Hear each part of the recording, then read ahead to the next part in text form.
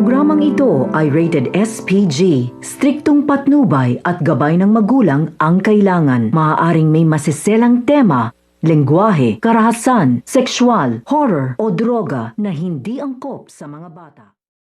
Hindi nga nagtagumpay ito si Mokang upang mabawi nga yung pera nga ninakaw yung inisnatch sa kanya dito habang namimili sila sa may Divisoria kasama si Chiki at ang kanyang best friend. Pero dahil sa awa nga ni Chiki dito kay Mokang ay binigyan na lang nga ito ni Chiki ng pera, pero yun lang nga yung nakakayanan nito na maibigay. Samantalang humingi nga ng tulong ito si Mokang dito sa kanyang isang kaibigan kung maaari nga ipahiramin siya ng pera, pero sinabi nga na wala nga itong pera.